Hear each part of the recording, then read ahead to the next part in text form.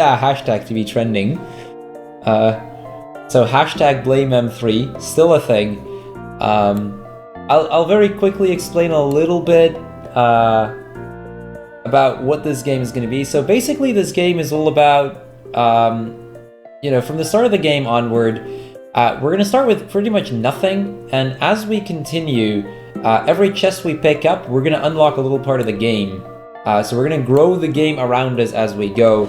So M3, let me give you a countdown, starting in 3, 2, 1, go.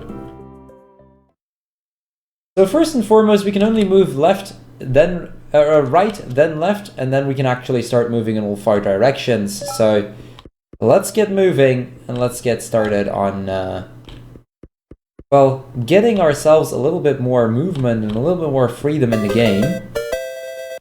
First and foremost, gonna pick up the sword. That's gonna unlock, or gonna give me a lot more options. Now, at this point, every enemy will still kill me in 1 hit, so I'm gonna take this safe. Normally would not take that, but considering it's a marathon, it's probably a safe strat to go for that. And get all of those out of the way real quick. Get rid of the bat. Take this second safety save, because this is definitely an area that can be very, very dangerous if I get unlucky. It's not uncommon for me to die at least a few times in a marathon run in this area, so gonna hope that's not gonna happen. Looks like we're gonna be fine though. We got the free movement. That bat kind of trying to troll me, but we got away. Getting to the last save point, still not having died.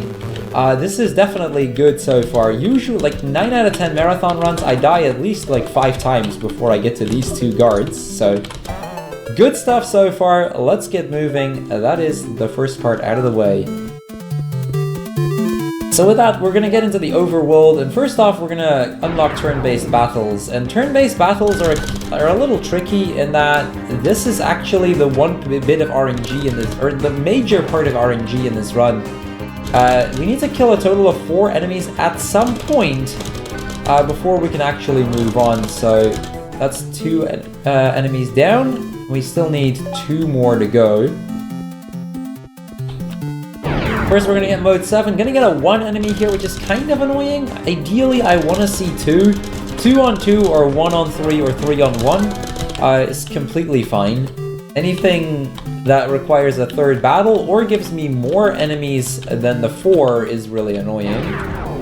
So got a 3rd battle, still only on 4 enemies total, so it's not terrible. It's not great, but it's not terrible at all. So killing off the last Amak, and with that we're going to move on into the next area where we need to kill 4 more of these guards. You may have seen them before. Going to take this safety save just to be sure.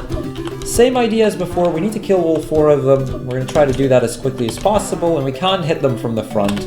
Everything else is completely fine though. Oh, see, that's why we save. That's why we save.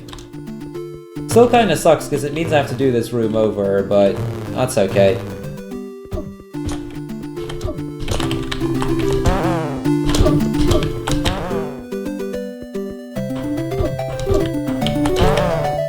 This is not usually the room you die on, but it's not uncommon to die here, so all good. So with that, we're unlocking the chest that unlocks the village. Now the problem is, none of these villagers are willing to talk to me because I'm a kid. And, well, we're gonna get ourselves a seed, and with that we're gonna grow into an adult. And because we're an adult, now people will actually take us serious again, because kids can't be taken serious, obviously. Now the problem still is we can't enter any houses, because that's not yet been unlocked. So first and foremost, we're gonna unlock this chest, and we're gonna be able to enter houses now. We're gonna move on to this first house, or the second house over here, which is a shop. We're gonna get some more gil. We need 250 for the copper armor and the long sword, and that's gonna get us fully equipped to actually move into the world and, you know, explore a little bit.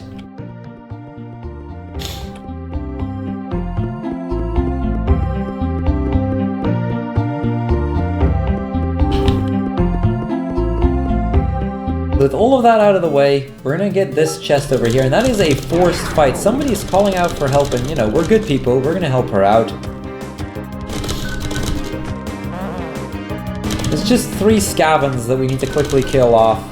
Very easy fight, very straightforward fight.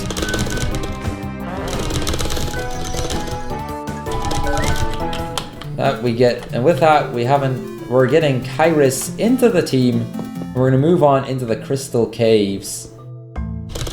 Now, so far, you may have seen some references to other games, but so far they've been very small. They're mostly like in their game style, that they're referencing some other games like Final Fantasy and Zelda. We're going to get some very direct references very, very soon, though, so keep an eye out for that. This game just throws around with tons and tons of references of tons of different games. It's really, really cool.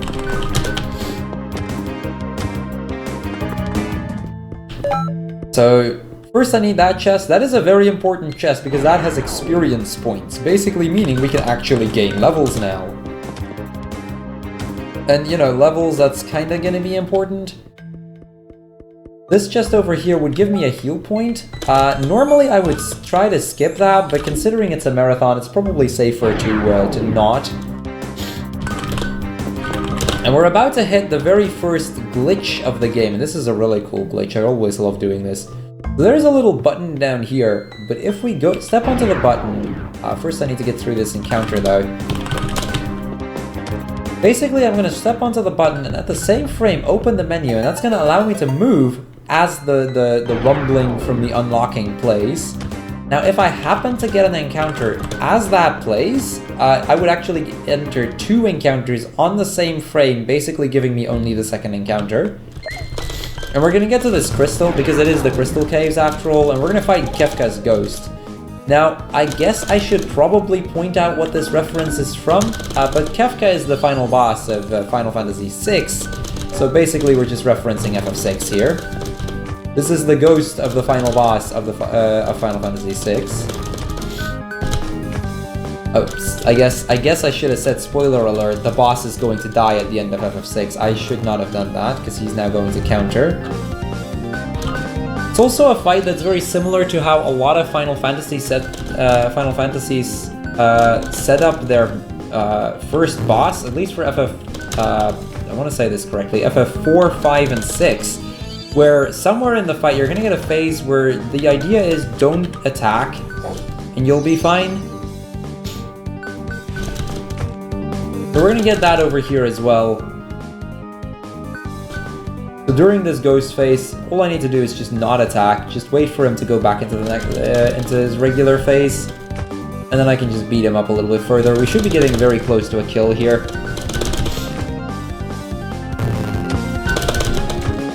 There we go, that's Kefka's ghost out of the way. That's gonna get me level 3, which is pretty much all the leveling I'm gonna need for the rest of the game, so at least we've got that out of the way. And we've unlocked 3D mode, because, you know, 3D games are cool and all that. We could upgrade our graphics a bit, but let's be fair, upgrading graphics is slow. And we're gonna be going back through Edenvale. Now, Edenvale, I guess I should explain, is that this is basically another segment of the area that we started in right at the start. I'll actually point out, because we're about to hit basically just the area we started, which is right after passing this plate. To my right over here, behind those rocks, or behind those trees, there would be those 2 guards that we fought. Right there has some graphics. That is the story chest up there, which we skipped earlier because, you know, nobody got time for stories. And a little bit to the left is where the actual start of the game was. I'm gonna pick up this chest real quick. That's a life bonus, meaning that bosses can actually drop hearts, which will help me heal a little bit.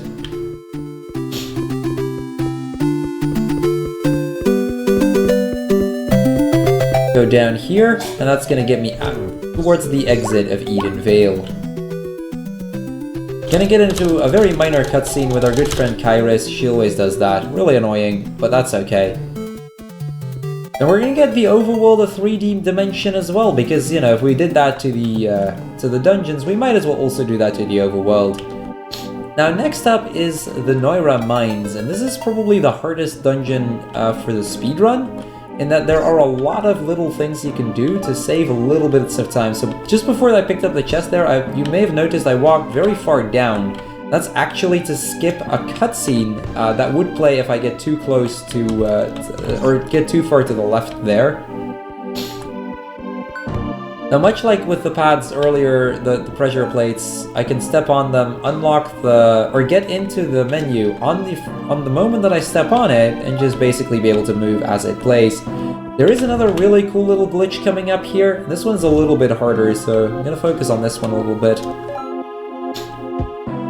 This is a trap room that we need to go through. There's 3 bats that we need to kill. Very, very easy bats. Going into the menu, as I kill the last bat, not actually going to move, because as I pick up this chest, we get to do this. What? Okay, I failed it. I cancelled out of the menu just too early, did not... hello? That's interesting. Apparently it did... The game thought I unlocked the chest, even though I didn't. And that kinda soft-locked me. That's another soft-lock I didn't know about. Luckily that doesn't lose me that much time. So yay for soft locks that I did not know about. Can I do hashtag blame M3 for this one as well?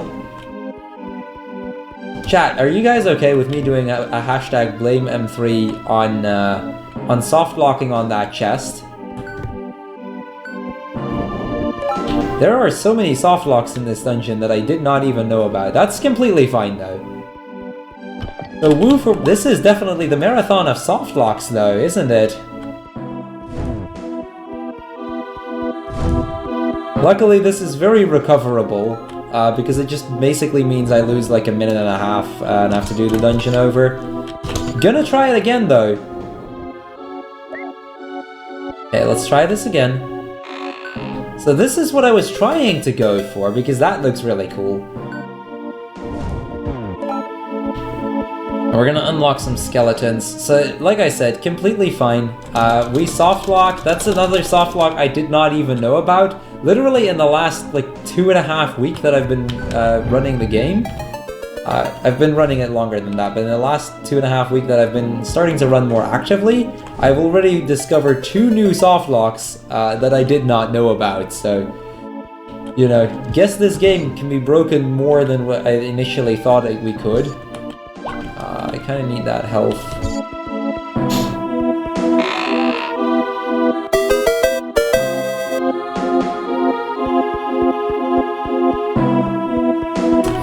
So yeah, with that out of the way though, we're gonna move on, and I mean, we've basically got all we need, right? Let's just see if we can actually complete this dungeon.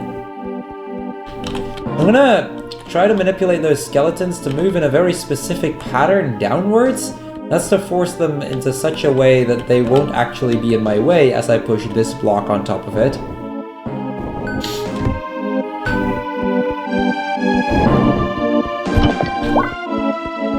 Now we're about to come up on a very, very big skip, which is going to happen in the next room. There's a little bit of a skip. It does also have a chance of soft locking if I make a mistake there. This one, I now know why I soft locked there about 2 weeks ago. This is where I discovered that other soft lock. But basically, I'm going to go into the menu, I'm going to walk with my menu, and then as I go to the bottom of the room here, this gate will open, another trap room. But instead, we're just going to skip that room, because we might as well. That room, by the way, having 3 skeletons that I would have to kill, and that takes quite a bit of time to do. Hopefully this guy is going to give me some decent RNG here, and that he does. So getting a little bit lucky on that guy at least. Going to be moving on to this room. 2 more of these, 2 of these pressure plates. Can they actually be pushed? Thank you. Similar idea as before. Unfortunately, cancelled out of the menu too early, so wasn't able to move. That's a very, very minor time loss though.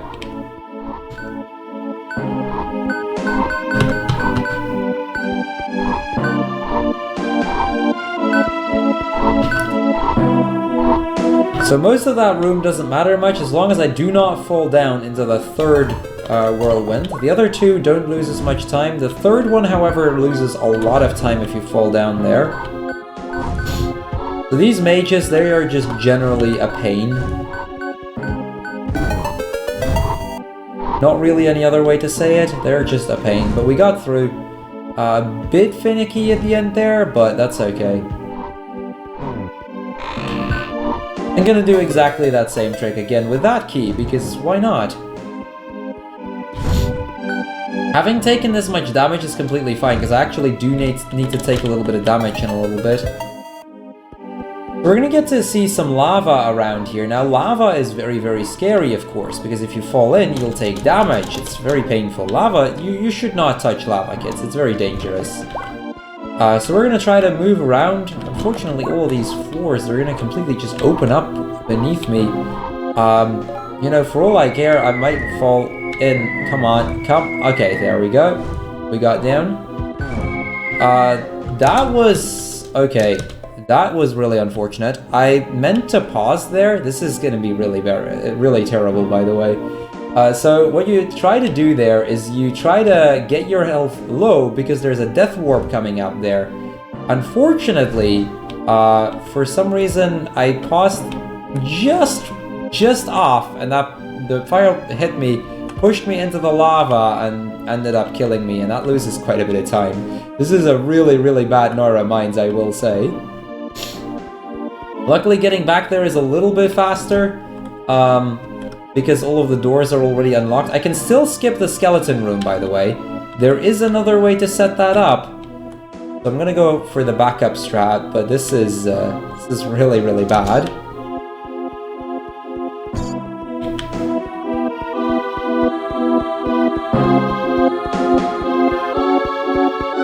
So there's another pressure plate down here that I can use. Still going to allow me to skip that room. Like I said, this is really bad though. This is, I'm losing a lot more time than I would like.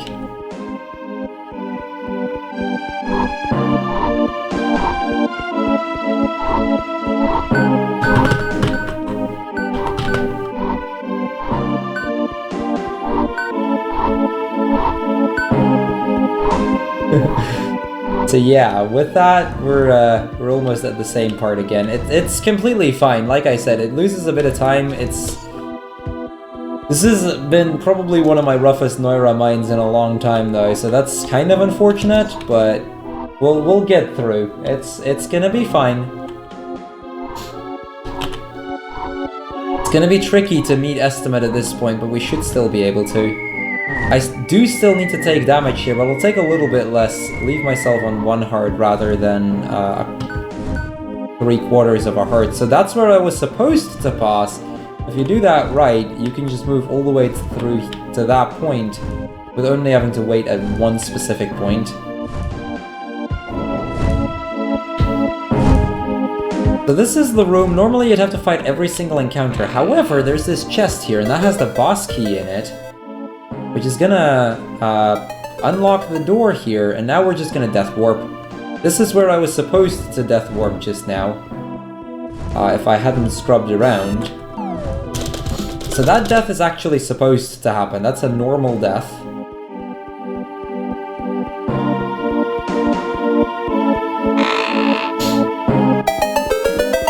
And now we're gonna get into a bit of an RNG fight over here. This is actually one of the hardest bosses in 100%, because in 100% you actually have to do this by damageless. Basically, we're gonna be fighting a ghost version, a dark version of ourselves. He can do 3 things. He can either use fireballs, which is kind of annoying. He can spawn bats, which is what we don't want to see, and he can charge into the wall, which is basically what we do want to see.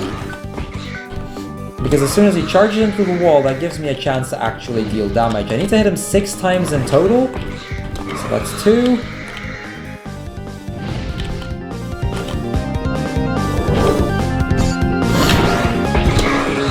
Three.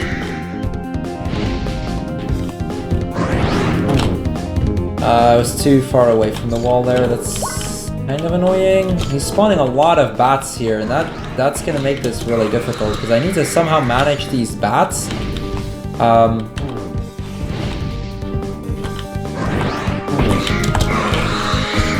It's It's fine if I take damage. Like, damage at this point does not matter at all.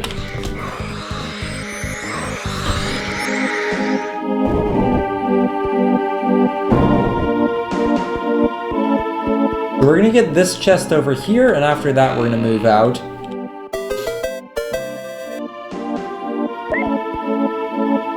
Yes, it was, Richie. Yes, it was. This game was in 2D not too long ago, and now we're in the 3D area. Okay, now for probably the most important skip of the game, that chest right there. That chest has all of the overworld encounters. It's somewhat pixel perfect to skip that. You need to be on exactly the correct Y pixel, but if you are, you know, all is good. You can skip all of the encounters there. That basically skips every single overworld encounter out there, and that saves like 10 minutes right off the bat. We're gonna talk to this guy. This is Sid. He's gonna tell us a little bit about what's going on. If I recall, the story in short is like there's a lot of depression in this town because some evil spirit has taken residence in the Black Citadel, which is a tower fairly nearby. And in order to actually stop him, we need to collect 2 amulet pieces so we can enter the Black Citadel. So yeah, really simple little concept. Basically, collect 2 amulet pieces, go to the Black Citadel, kill the boss, and be done with it. The loading times, by the way, that you're seeing here, there is a way to get rid of it, which is fast disk speed, but we will not be unlocking that in any percent.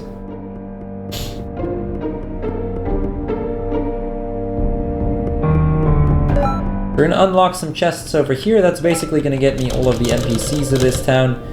Basically, in order to get to that first amulet piece, we need some bombs.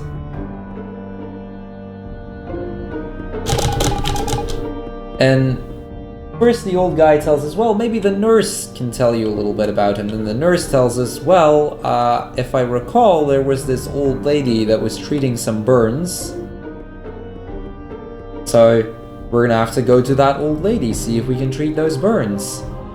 You know, all that kind of stuff, so let's go over to that old lady and talk to her. This, by the way, is the longest set of cutscenes in the game, and pretty much the only set of cutscenes in the game.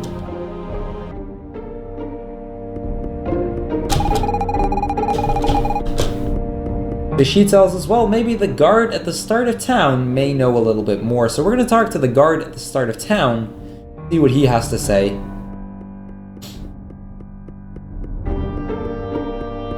Neasu, that would be correct. There is indeed a second, an Evoland 2, which I'm currently playing casually, so cannot say too much about Evoland 2, but greatly enjoying that game so far as well. Honestly, for both of the Evolands, I can strongly recommend any of these games. They're really fun to play, both as a speedrun and casually. At least one is a really fun speedrun, unless you softlock like I did.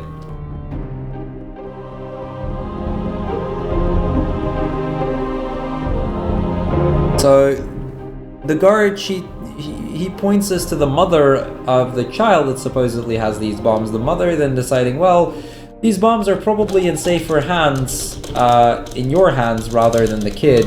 So, we're going to be able to get those bombs. And with that, we're going to be able to move on to the Sacred Grove. 2 is quite a bit longer, yes. Now, I will quickly mention this, just to give you guys a little bit of an idea how we're doing time-wise, because of both the death and the softlock. It is still possible to go under, but I need to pretty much match my PB splits from this point on, so it's gonna be rough, but we'll see. So first and foremost, we're gonna get rid of these rocks over here. That's gonna allow us to move on through the Sacred Grove. Just a bit of a Zelda-like area, 3D Zelda-like.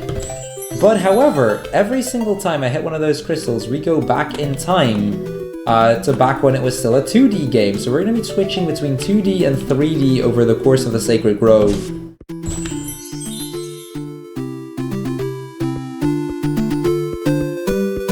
So with that out of the way, we're going to move over to this place, and this is where we're going to get the last major tool upgrade. This is another one of those lava areas, and by now you guys know how much I love these lava areas, right? And have to be very careful, especially with these bats. These bats can actually just decide to troll you and just push you into the lava if you get unlucky. And there's not much you can do about it at that point. However, we got through it, we get the bow, and with that we're going to be moving out. So one little thing I'm going to be looking at for the entirety of Sacred Grove is my health. Basically, I can't afford to lose a lot of health over the course of this dungeon, because every bit of health that I lose is going to carry over into the next dungeon, and I really need full health if I want to make that a fast dungeon. I'm going to switch back to my sword, because these bats are a pain to kill with the bow. And there's a little bit of a skip coming up here.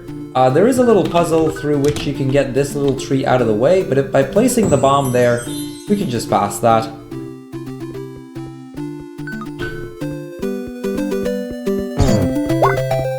Okay, at least got that heart piece drop. Getting hit by the bat is kind of unfortunate, but we got the heart piece, so it's not that big a problem.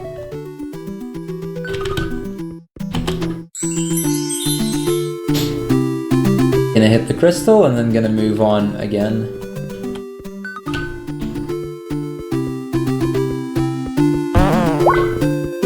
Okay, good hard drop there. Accidentally was slightly too far to the right, because of which I talked to the statue. Not a major problem though. The main thing that I'm looking at right now is that health that is at full, so at least that's a good thing.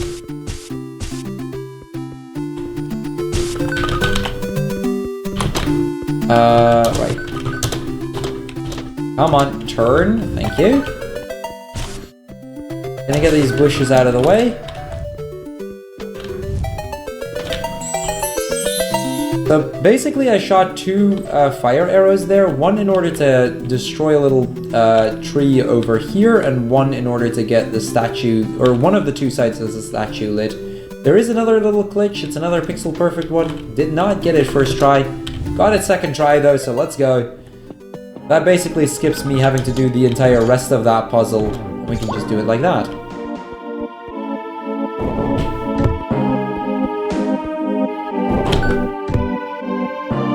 So coming up on the next little glitch, and this is one very similar to one that you may have already seen at some point.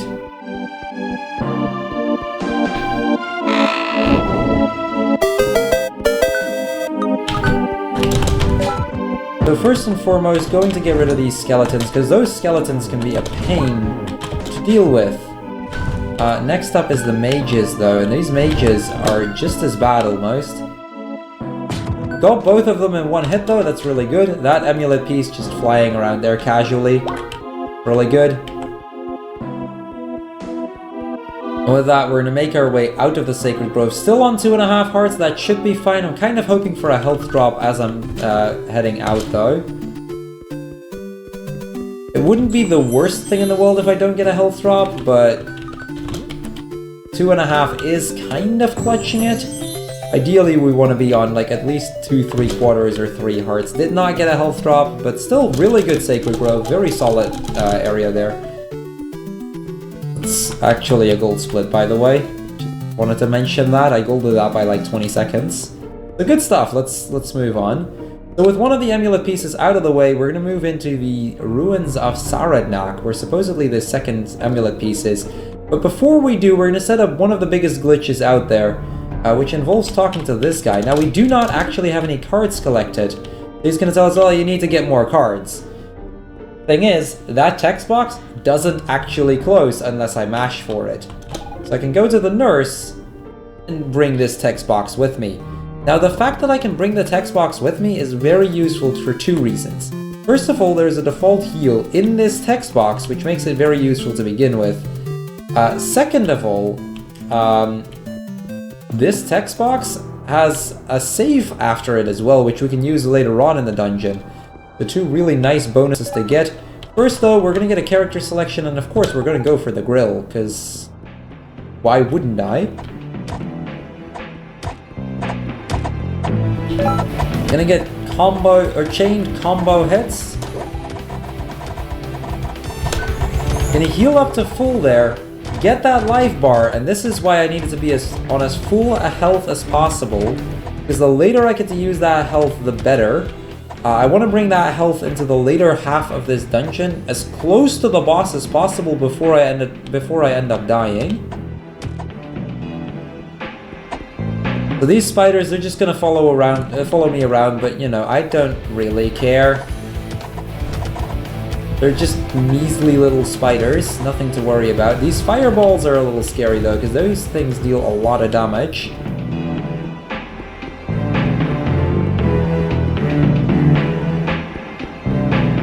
The same goes for these spiders, we don't really care for them.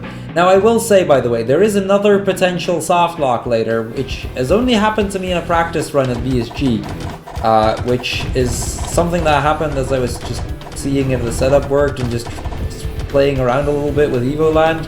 And if you use the save here too close to the border and then do a death warp, you can actually clip partly into the border, locking you in. So this is about where I'll use that save. Should be on a pretty good position there. Was kind of hoping to get that health drop. That's not enough though. Yeah, okay, so I'm gonna just death warp here. Or not so much death warp, but I'm gonna take the death there just to get my health back to full. I realized I wasn't high enough, so it's better to get my health just back to full, be sure that I have enough for this next boss.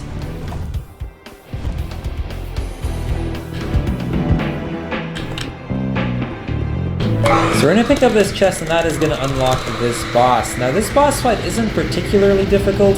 Basically what we do is we're going to stand around one of these graves over here. I do need to get rid of him, unfortunately.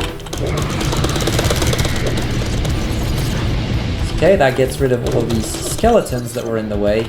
I'm gonna try to manipulate him in a good position. That should be fine. There we go. The bats is of no concern to me at all. Okay, he is not cooperating today.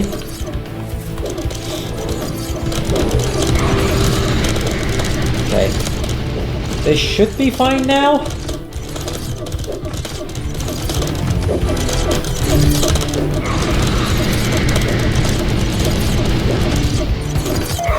Okay, that's him out of the way. And with that, it's about time we start moving out of the ruins of Saradnak. We need to make our way past this wave of encounters one more time. No big deal though, because the exit is right here.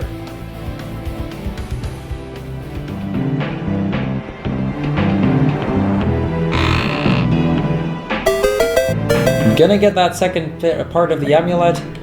Gonna get a warp portal back into town, and that gets me out of this place. Gonna buy a few potions here, and that's mostly for safety and just to make the next fight a lot easier. Yeah, that part specifically has a lot of button mashing, so you probably ended up hearing my spacebar quite well. Gotta go fast, right? Yeah, we're gonna move onto the Black Citadel, which is where we're supposedly going to be fighting this next boss. Now, M3, I will say, do not stop the timer when we kill this boss. It's not over yet after this boss. So this is Zephyros. Totally not based off of Zephyroth. Fairly straightforward fight. We're just gonna attack with Clink, use the Hex Crystal with Kairos, and just hope that we get good damage rolls. This fight can either go really well or really poorly depending on the damage rolls and depending on how often I need to heal.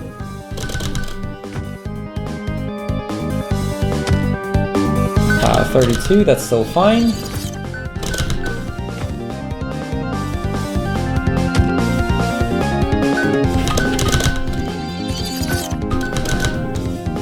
So whenever I reach under like 20 or 28 health, roughly, that's about when I'm going to be going to have to use a potion. You got a 30 off, which is, he's getting some really high rolls in. I may actually just flat out heal under 32. In the case of Clink, at least.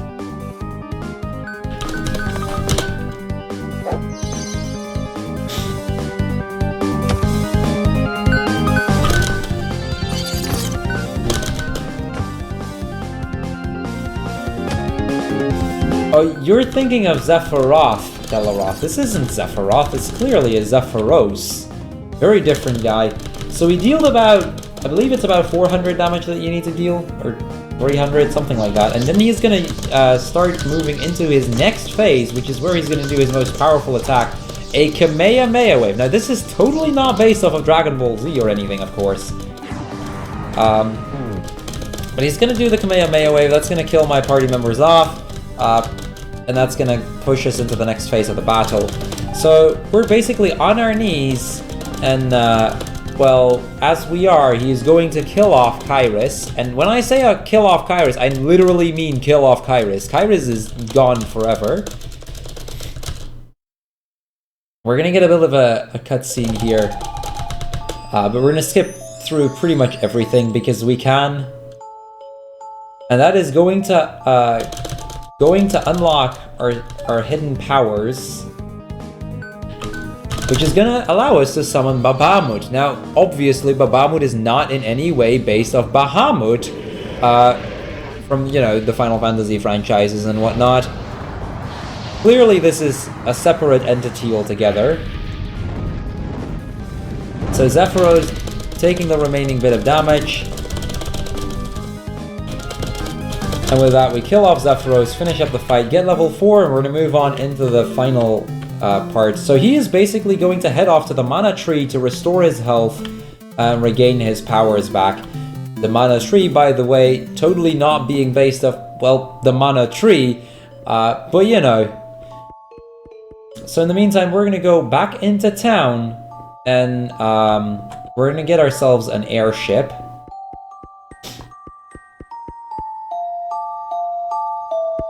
Because the mana tree is actually completely out of reach. We can't get there without an airship, so we need some form of traveling around here. Now you may have already noticed this airship in the past. It was right here behind Sid, because, you know, Sid obviously knowing his way around airships. We're gonna get a bit of a scene where the entire town, they're all gonna mourn Kyrus' death. You know, it is a very brutal death at that. They're all like, it's all over, we're all doomed. But we are not going to give up. We're going to take the airship, and we're going to get towards the mana tree.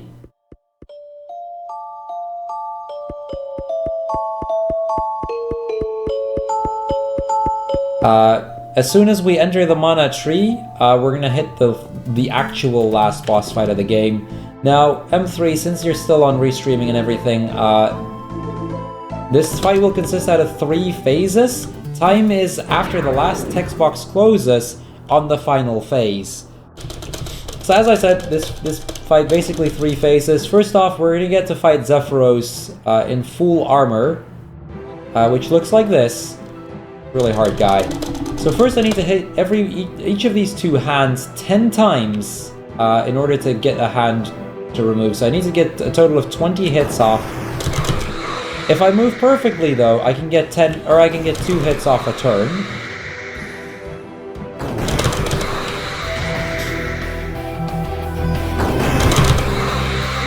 That's 8. So that's 1 hand down.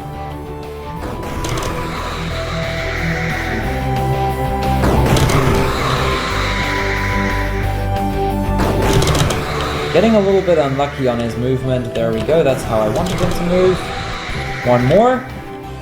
Okay, that's gonna push him into the second phase where he's gonna spit fireballs. I need to hit his armor and then the core of his armor 4 times. Okay, barely enough, should be enough time to get at least a hit off. There we go, that's 1. 1, 2, 3, 4, 5. It's fine. That might be too far away. Okay, got a hit off still. 1, 2, 3, 4, 5. He only went for 4. Again, getting it far away. The position it moves to is kind of random. 1, 2, 3, 4, 5. Okay, still got a 4 cycle there. Still very good. We're going to move into the last phase of the battle. Now, you may remember from The Legend of Zelda that blue balls were a bad thing there. They are actually what we need here. I need to hit him 4 times with a blue ball, and we're going to get a few text boxes, and time is right after that. So M3, get ready on time, because we are in the last phase of the final boss, and I need blue balls. Well, that's 1.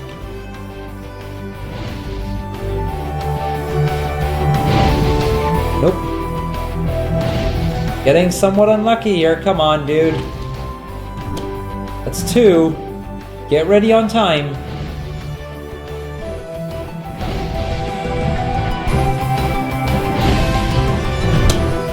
Three.